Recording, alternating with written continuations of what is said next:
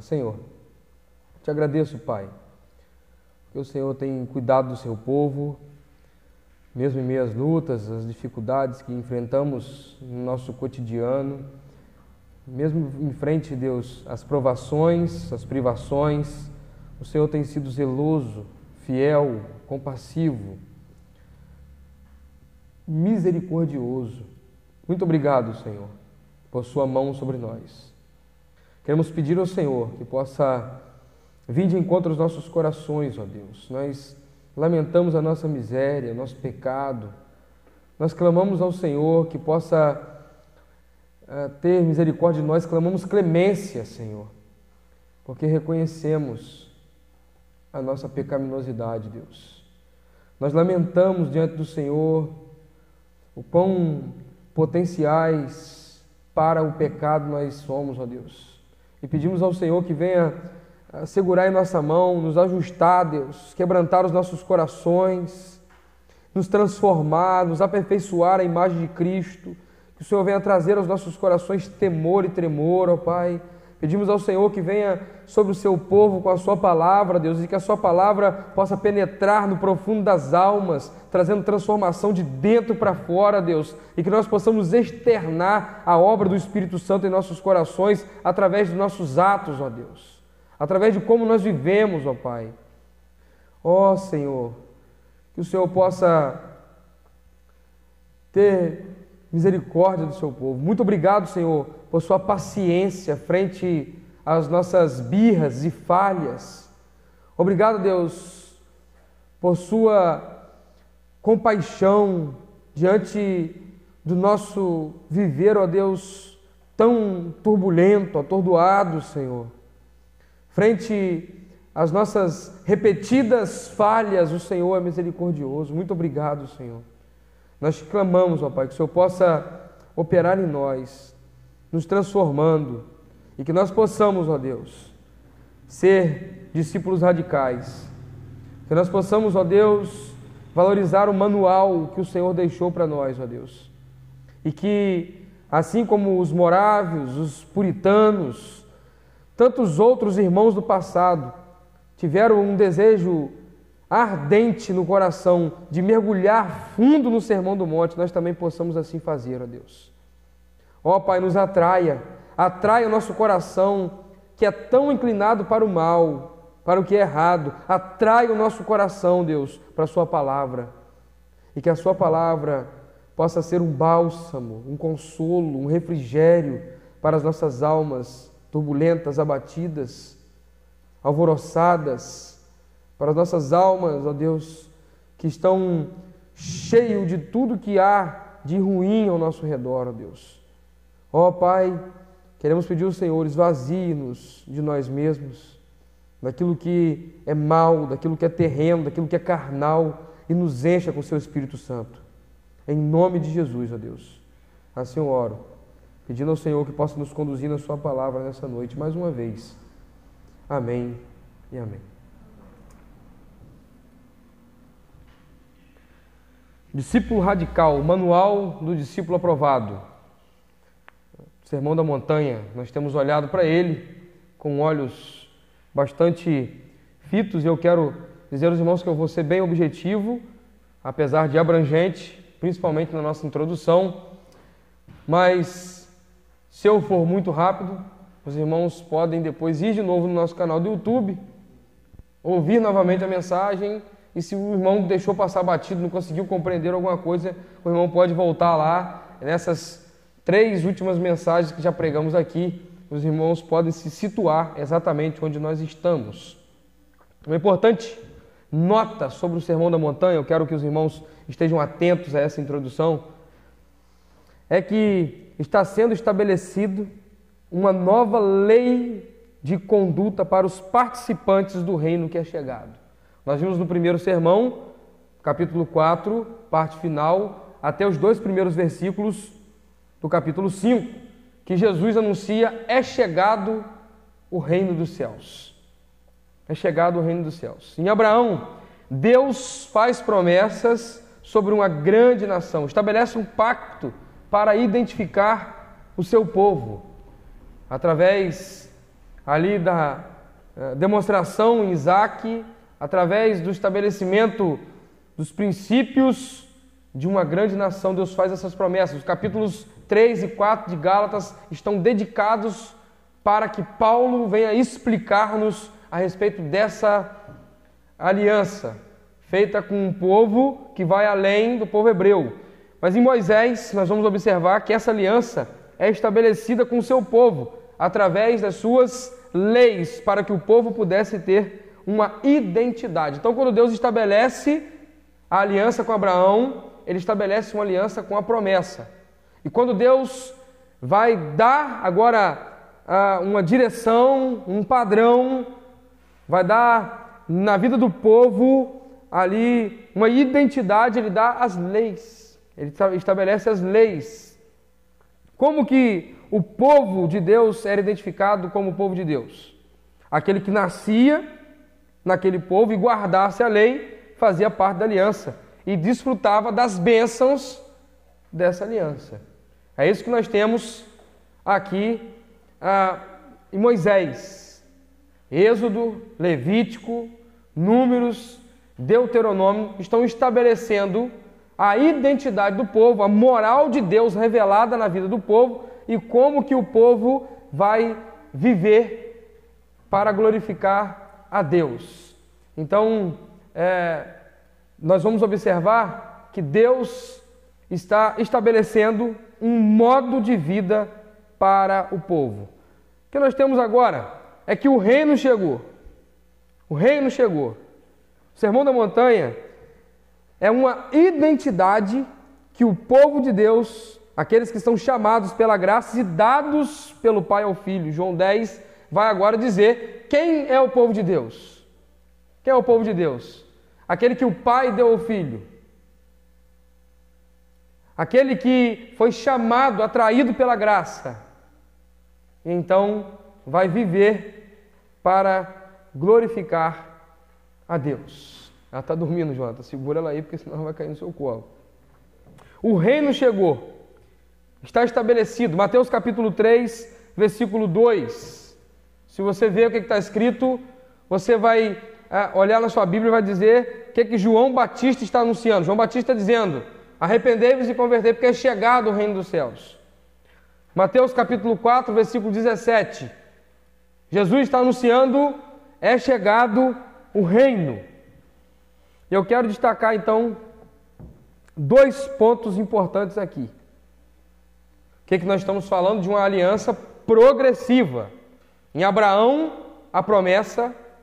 Depois nós vamos ver em Moisés a lei que estabelece as regras dessa promessa, que está apontando, e nós vamos observar agora o que Hebreus capítulo 6, versículo 17 ao 19 e 7, 11 e 16 vai estabelecer. O que nós temos aqui, irmãos, é que o sacerdote mudou. E se muda o sacerdote, muda a lei. Mudou o sacerdote, mudou a lei. Vamos olhar o que nos diz a palavra de Deus. Olhe comigo, Hebreus, abra sua Bíblia em Hebreus.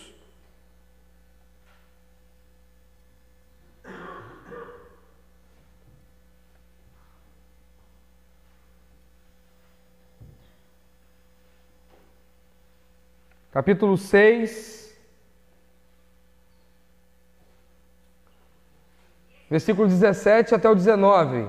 Vamos ler o 20 também. Depois nós vamos para o capítulo 7, a partir do versículo 11. Olha aí, Hebreus, capítulo 6, diz assim a palavra de Deus, versículo 17. Do mesmo modo, Deus, querendo demonstrar de forma mais clara aos herdeiros da promessa a imutabilidade de seu propósito, interveio com um juramento, para que nós, que nos refugiamos no acesso à esperança proposta, sejamos grandemente encorajados por meio de 2 afirmações imutáveis, nas quais é impossível que Deus minta. Essa esperança é para nós como âncora da alma e firme, segura, a qual tem pleno acesso ao santuário interior por trás do véu, onde Jesus adentrou por nós como precursor, tornando-se sumo sacerdote para sempre, segundo, preste atenção nesse versículo, a ordem de Melquisedeque. Agora, capítulo 7, nós vamos observar a partir do versículo 11.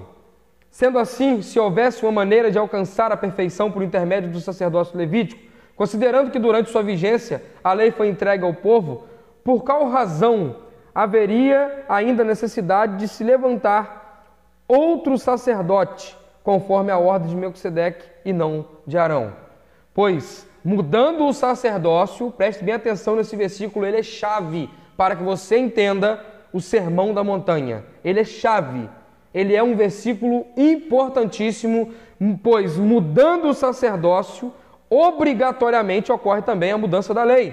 Porque aquele que sobre quem se fazem essas afirmações pertencia a outra tribo, da qual ninguém jamais havia servido diante do altar. Porquanto é bem sabido que o nosso Senhor descende de Judá, da tribo da qual Moisés nada fala quanto ao sacerdócio. E esse fato torna-se ainda mais claro com o surgimento de outro sacerdote, à semelhança de Melquisedeque, não constituído segundo o decreto de um mandamento humano relativo à linhagem, mas de acordo com o poder de uma vida inextinguível. Pois, ou porque sobre ele está escrito: tu és sacerdote para sempre, conforme a ordem de Melquisedeque. Assim, o mandamento anterior é anulado por causa da sua fragilidade e inutilidade, pois a lei jamais conseguiu aperfeiçoar nada, sendo, portanto, estabelecida uma esperança muito superior, por meio da qual temos pleno acesso a Deus. E não foi sem juramento que esse fato se deu.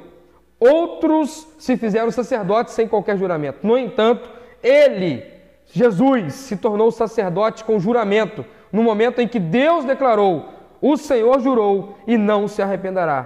Tu és sacerdote para sempre. Jesus transformou-se por essa razão na garantia de uma aliança superior.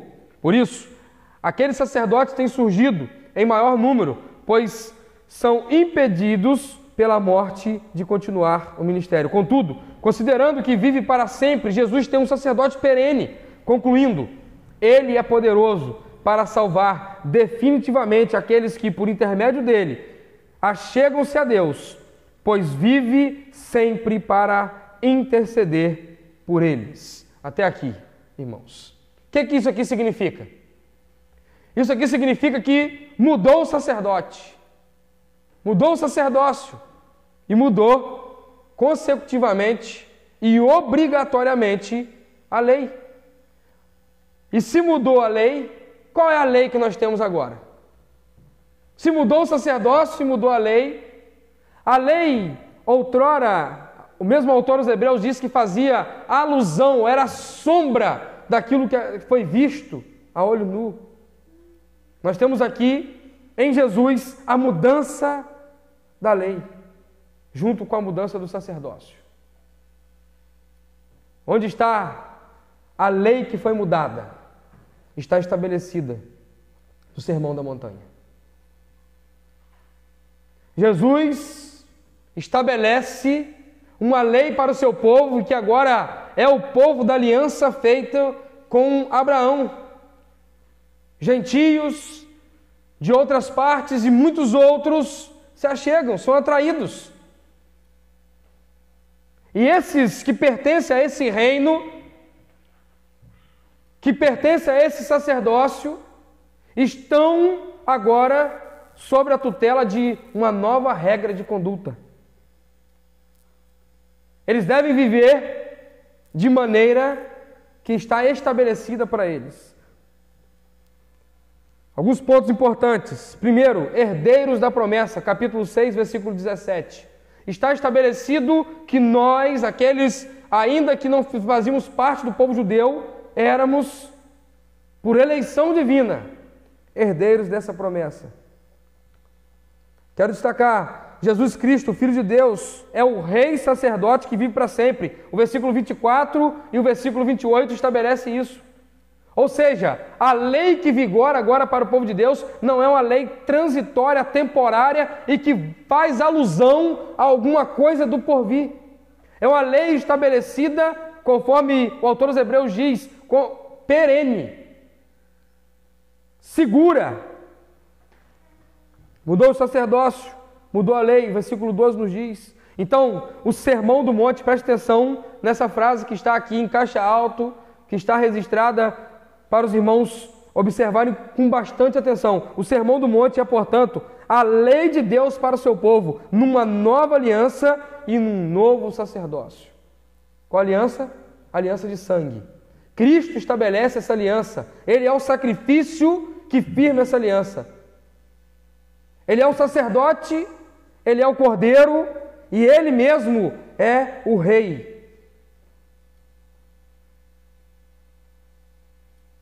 E aí Cristo estabelece a lei de Deus no Sermão do Monte.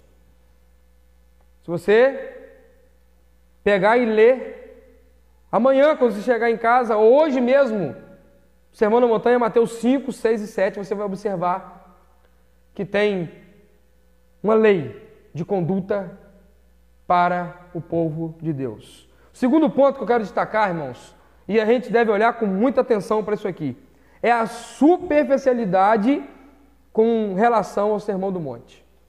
Muitos irmãos não sabem do conteúdo desse sermão, outros nem sabiam que existia um sermão específico pregado por Jesus.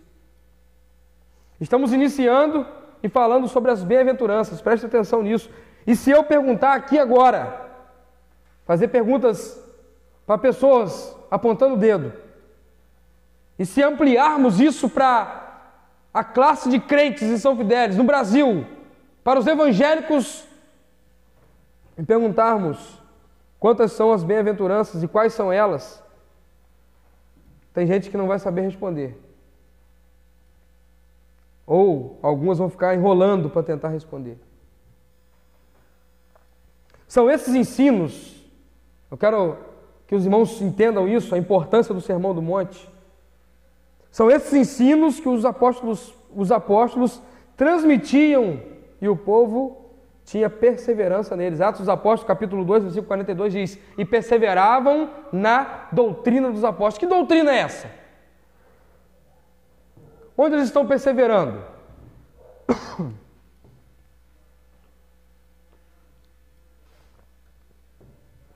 É algo vago, solto? Não. Tem um padrão estabelecido por Jesus aos apóstolos, ensinado aos apóstolos, que os apóstolos agora ensinam e que o povo recebe e persevera, e fica firme, e guarda.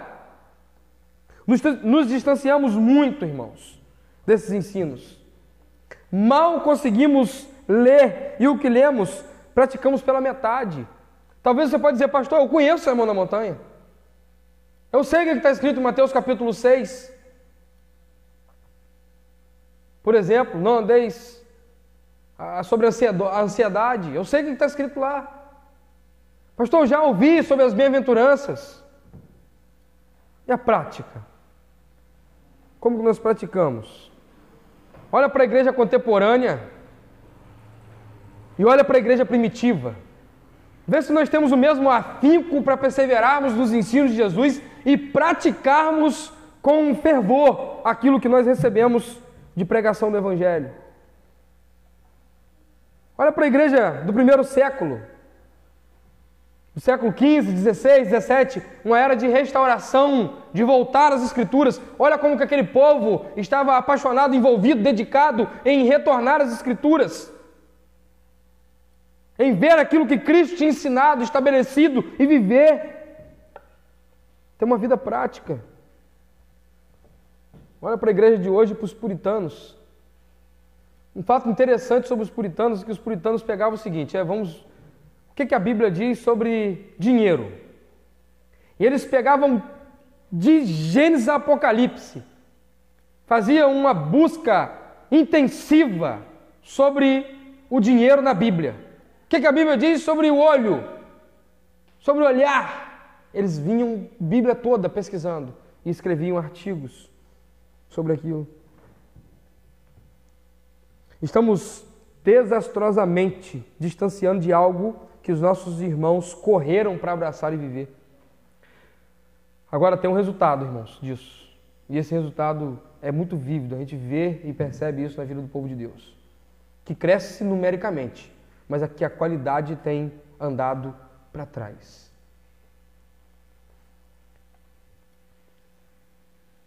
Essa superficialidade nos leva à ruína espiritual e uma vida cristã sofrível. Cristãos que estão espiritualizando aquilo que é até coisa de demônios, como se fosse espiritual. E que não vivem de acordo com aquilo que é simples e objetivo do Evangelho. Cristãos que se dizem cheios do Espírito Santo, mas que dão um péssimo testemunho, que sua vizinhança o tem como uma pessoa para ser evitada. Que vida cristã é essa, irmãos? O resultado de não conhecer o Sermão do Monte e por isso não colocá-lo em prática é que estamos com uma vida prática muito abaixo de ser chamados de cidadãos do reino. O mundo hoje, quando olha para a igreja, muitas vezes vê um mundo mais bonitinho, mais ajustado, sem bagunça, mas um puxadinho do mundo para dentro da igreja. Um mundano, moralista e um crente superficial estão equiparados e vivem quase a mesma vida.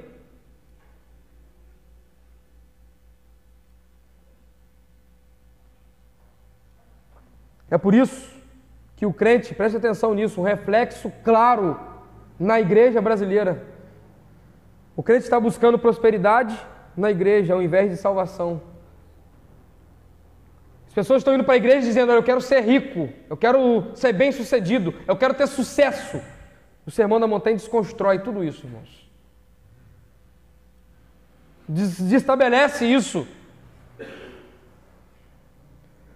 É por isso que os crentes estão vivendo uma vida de acordo com o que eles idealizam de vida cristã. Olha, eu acho que deve ser assim, a minha preferência é essa, eu gosto assim, isso não me incomoda. Nós criamos vários tipos de crentes, por isso se surgem denominações atrás de denominações, igreja aberta em cada lugar, cada um pensando de um jeito, dizendo que é daquele jeito certo e querendo que aquilo se torne a regra, querendo encaixotar a Bíblia dentro daquilo que acredita. Daí surgem as heresias, os falsos ensinos.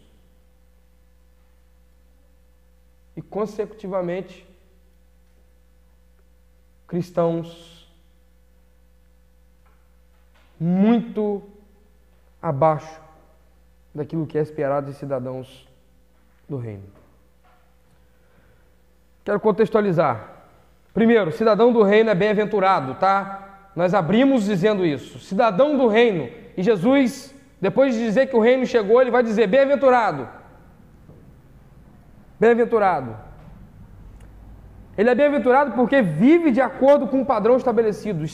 Ser bem-aventurado é um padrão. Está estabelecido. O que Jesus abre dizendo é o seguinte: você é um cidadão do reino e não significa que você vai ser um cara fracassado, que a sociedade vai olhar e falar assim: olha, tá tudo errado, esse cara é Embora ele vai concluir as bem-aventuranças dizendo que isso vai acontecer. Nós vamos chegar lá. É bem-aventurado. Ele tem a verdadeira alegria, ele é bendito, ele tem a verdadeira felicidade para o seu viver. Ele é bem-aventurado porque vive de acordo com o padrão estabelecido. Viver como Deus estabelece, como agora a lei estabelecida pelo novo sumo sacerdote por excelência, é uma lei que vai nos dar alegria inabalável no viver, plena satisfação, em detrimento das adversidades, das lutas, das provações, das privações, das perseguições. Jesus já estabelece: bem-aventurado, é bendito. Bendito por fazer parte desse reino. Não por aquilo que vai acontecer ou deixar de acontecer ao cidadão, mas porque ele faz parte desse reino. Ele foi atraído. Você não já parou para pensar nisso, irmão? Ser um eleito de Deus, ter sido escolhido por Deus, não é uma bênção, não é alegria, não é a maior bem-aventurança que nós temos. Não foi seus méritos, não foi você que escolheu, não foi eu que escolhi, Deus me escolheu. Já vimos que esse cidadão é um discípulo radical, ele leva a sério. Ele está entregue a viver de modo radical isso. Ele não quer negociar, viver parte, ele quer viver de verdade. Como? Primeira bem-aventurança, pobre de espírito. E nós vimos o que é ser pobre de espírito, né? Alguém se lembra? É o que? Alguém que não tem um tostão no bolso? É alguém que está com a conta no vermelho. Está com a conta no vermelho.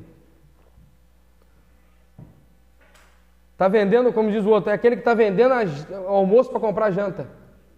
Não é nada disso. Pobre de espírito é aquele que reconhece, ao olhar para o seu coração, a sua pecaminosidade, a sua miséria espiritual. Segundo, esse pobre de espírito, segundo a bem-aventurança, ele chora. Bem-aventurado o que chora. Ele chora por quê? Ele é um chorão, é aquele menino que está jogando bola e qualquer coisa ele já chora, pega a bola é dele e vai embora. Ele vive chorando, qualquer coisa ele abre a cara chorando. É uma pessoa desequilibrada emocionalmente. Não, ele chora porque ele reconheceu a sua pecaminosidade e ele lamenta. É um choro de lamento por sua natureza pecaminosa. E hoje nós vamos ver Mateus 5,5, que esse cidadão do céu, ele é bem-aventurado. E uma regra estabelecida para ele é que ele é humilde. Mateus capítulo 5, versículo 5. Mateus capítulo 5, versículo 5. Olha aí. Na versão King James atualizada, também na NVI, talvez na sua, se for uma versão Almeida, esteja diferente, está falando manso. Mas eu quero trazer para reflexão, hoje, de modo objetivo, e claro, e aplicável, esse versículo, Mateus 5,5. Bem-aventurados os humildes, porque herdarão a terra. Vamos ler juntos no 3? 1, 2, 3. Bem-aventurado os humildes, porque herdarão a terra. Amém. Olha, irmãos, preste atenção. Quando nós falamos de humildade, nós às vezes pensamos numa autoproclamação. A pessoa sai dizendo, olha, eu sou humilde. Olha como que eu sou humilde, eu não uso roupa cara, por exemplo, alguém pode dizer. Olha como que eu sou humilde, eu não sou uma pessoa que gosto de esbanjar, eu tenho um carro simples. E aí, há um paradoxo com relação à humildade, porque você pode achar humildade em algumas mansões, do mesmo modo que você pode não achar humildade em alguns barracos. Porque a humildade descrita para o cidadão do reino não tem a ver, mais uma vez, com um status social, mas as bem-aventuranças dizem respeito ao que está dentro do coração da pessoa. É interno, é no espírito, é na alma. Jesus está ensinando a respeito do cidadão do reino, do discípulo radical, e ele vai dizer que esse discípulo radical é humilde. A humildade é uma das marcas do crente, não combina um crente que não é humilde. A Bíblia nos diz muito a respeito disso. Eu quero olhar alguns versículos que estão nos exortando à humildade. E Jesus está nos ensinando a respeito desses versículos aqui no Sermão da Montanha. Presta atenção o que o texto vai nos dizer. 1 Pedro, está aqui escrito, eu botei agora os versículos aqui para ficar mais rápido para a gente caminhar. Portanto, humilhem-se debaixo da poderosa mão de Deus, para que Ele os exalte no tempo devido. Portanto, o quê? Humilhem-se. No Antigo Testamento, a prática de humilhação era a seguinte. Isso está descrito no livro de Isaías. Quando Jonas prega para os ninivitas, essa prática acontece. Vestir-se de pano de saco, sujar o rosto de cinza, era uma prática comum de um sinal de humilhação diante de Deus. A proclamação de um jejum. E o que nós vamos observar, que Pedro está trazendo, que é um ensino de Jesus, portanto, humilhem-se debaixo da poderosa mão de Deus para que Ele os exalte no tempo devido. Não diz respeito a se caracterizar de humilde, mas um sinal de ir a Deus em reconhecimento da natureza, da nossa natureza e da sua grandeza. Provérbios, capítulo 18, versículo 12. Antes da sua queda, o coração do homem se envaidece, mas a humildade antecede a honra. Antes da queda, o coração do homem se envaidece, mas a humildade antecede a honra. Quantas pessoas você vê que estufam o seu peito e que dizem que vão conquistar e que vão fazer? Eles querem atingir status, eles querem alcançar patamares nessa vida, e ele começa a se envaidecer, e ele começa a fazer uma escada de areia para o seu castelo de areia, e queda. Mas a humildade antecede a honra. Colossenses capítulo 3, versículo 12. Portanto, como povo escolhido de Deus, santo e amado, revistam-se de profunda compaixão, bondade e humildade, mansidão e paciência.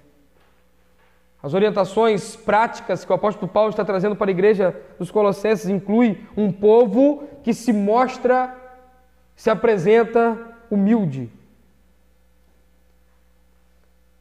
Isso deve haver uma busca. É uma busca que o crente tem de ir até Deus, quebrantar o seu coração e buscar.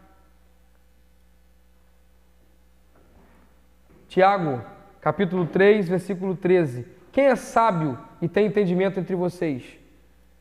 Que demonstre o seu bom procedimento mediante as obras praticadas com a humildade que provém da sabedoria. A humildade prática é aquela que, de modo objetivo, as pessoas vão ver. Isso vai ser demonstrado com atitudes. O jeito de ser, o jeito de viver, a forma de se apresentar, a forma de se portar. Você já parou para conversar com uma pessoa que tudo que você fala com ela, que você fez ou que você tem, ela está sempre apresentando algo a mais? Eu particularmente, eu já procuro evitar esse tipo de pessoa. Meu irmão, eu estou procurando fazer uma casinha lá na Bucânia. Não, eu vou fazer uma casa, vou comprar um sítio. Eu também penso em ter uma casa na roça. Minha casa vai ter 3, 4 quartos e vai... Já evito, já passo a evitar. Tudo da pessoa está sempre sobrepujando do outro. Falta humildade para reconhecer o que o outro tem, o que o outro faz. Caçador, quando vai conversar, que é uma desgraça sobre isso. O caçador fala, é porque eu fui caçar e eu já matei tantas pacas. O outro, eu já matei tatu. Aí o outro fala, rapaz, eu já matei um elefante. Está sempre um acima de outro. Além de mentiroso, falta humildade. O caçador é mentiroso. Olha, alguns insights que o Charles Spurgeon faz sobre esse versículo especificamente de Mateus capítulo 5. O orgulho cega os olhos e a humildade sincera deve abri-los, ou a formosura de Jesus será para sempre oculta a nós. Essa humildade de reconhecer a pecaminosidade, o seu tamanho, a sua pequenez, a sua miséria, e olhar para Cristo, nosso Salvador, vai nos fazer ver a sua formosura, a sua beleza, a sua magnitude.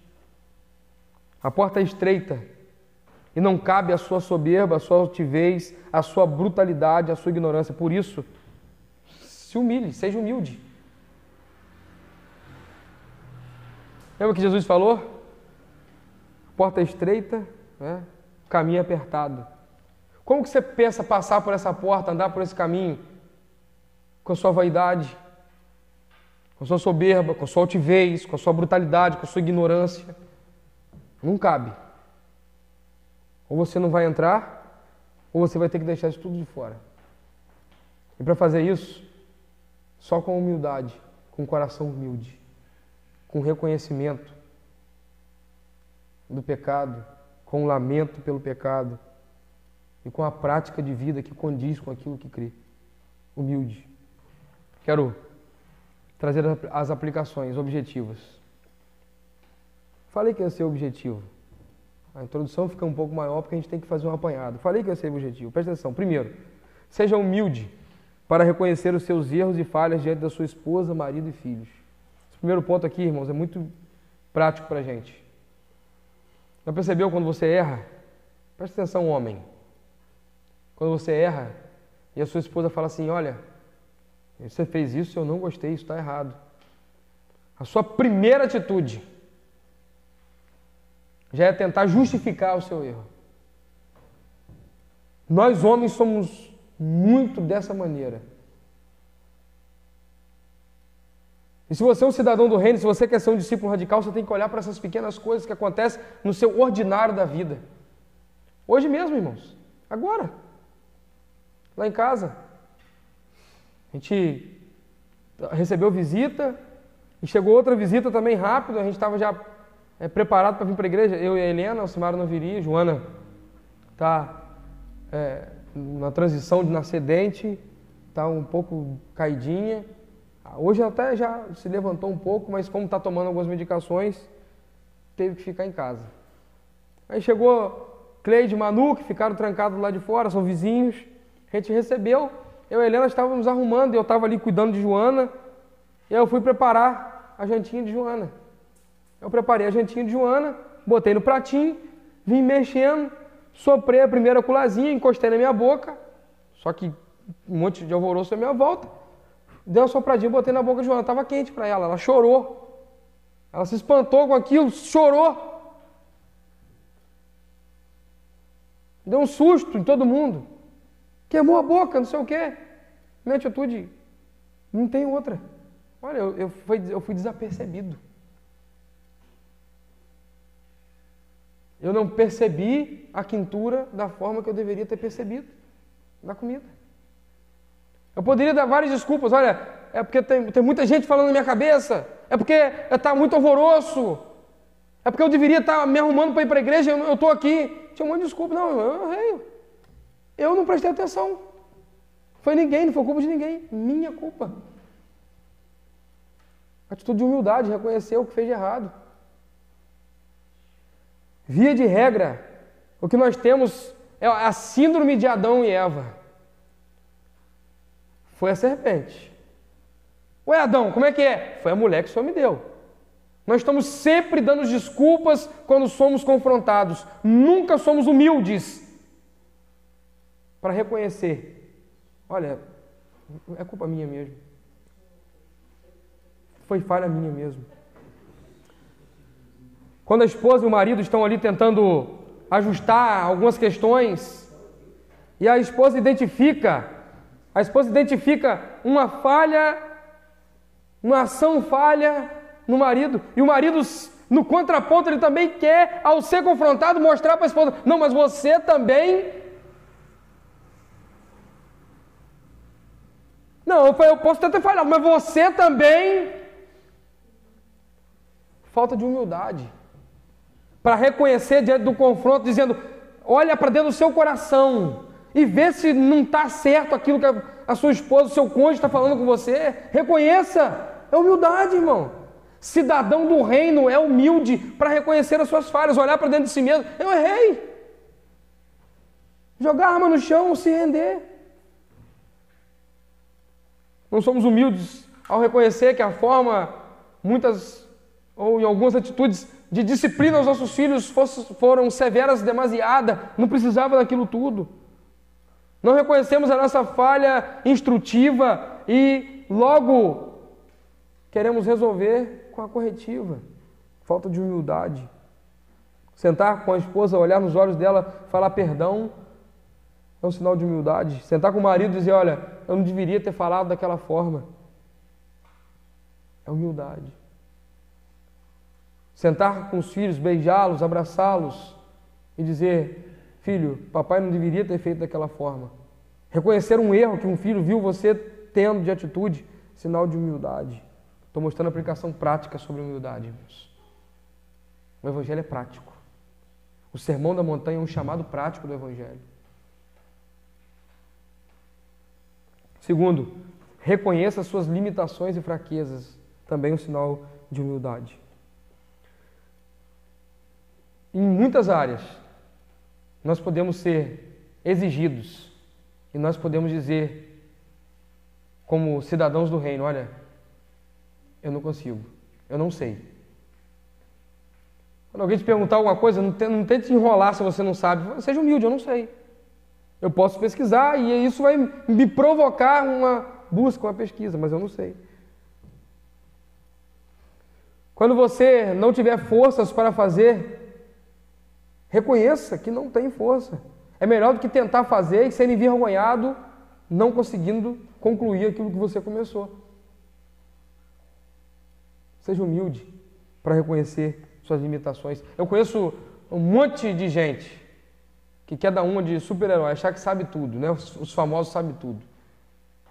Tudo, o cara sabe tudo. Tudo. Não, eu sei. Eu faço.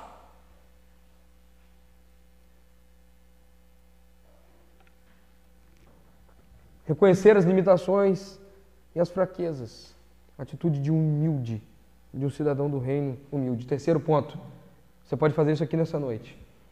Você pode fazer isso agora. Vá ao trono da graça diariamente, se humilhar e clamar as misericórdias do Senhor sobre a sua vida.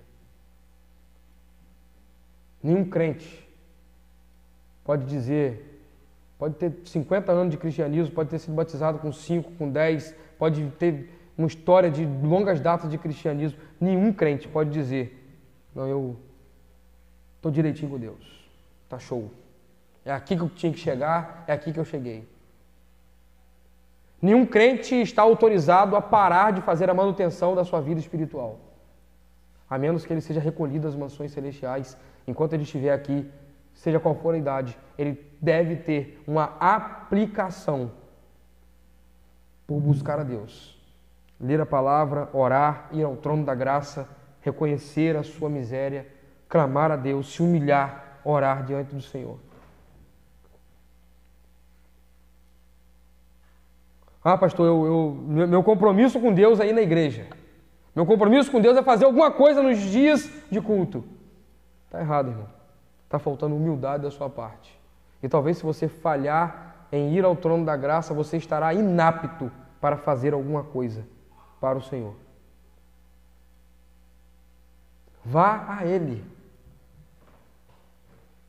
Há perdão e graça, há sustento. Clame as misericórdias do Senhor sobre a sua vida. Busca Ele diariamente. Isso é ser humilde.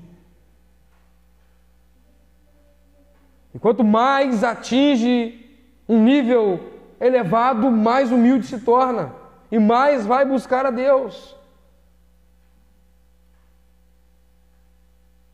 Um cidadão do reino, ele não tem como se esquivar da humildade, da busca em se quebrantar diante do Senhor, em ir a Deus e reconhecendo quem Ele é, reconhecendo a sua falha, a sua miséria. Ele sabe para onde ele tem que ir.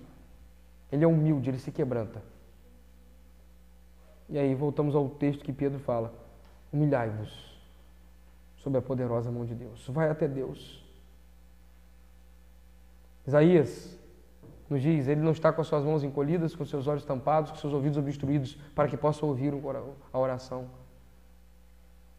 Salmo: o espírito quebrantado e contrito, a esses Deus não resiste. Então, para a sua manutenção na caminhada da fé, o manual está aí. Pega o manual, leia o manual. Palavra de Deus.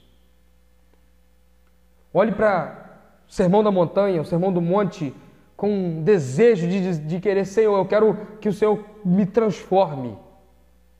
Vai me moldando. E assim, certamente você vai viver uma vida que glorifica a Deus, uma vida digna de ser chamado de um cidadão do reino. Amém? Vamos orar. Quero te chamar para fazer isso nessa noite, ir ao trono da graça. Você chegar diante do Senhor, clamar, reconhecer as suas limitações, as suas fraquezas, os seus erros. Saber que você precisa se achegar a Ele. E quando você se achega a Deus, Deus se achega a você. Achegai-vos a Deus e Ele se achegará a vós. Ao trono da graça, Senhor, eu reconheço que muitas vezes eu sou estúpido. Eu sou alguém que explode, explosivo. Eu sou alguém que não reconhece: olha, aqui é meu limite, eu posso ir até aqui, daqui para frente não dá para mim. As minhas limitações, as minhas fraquezas.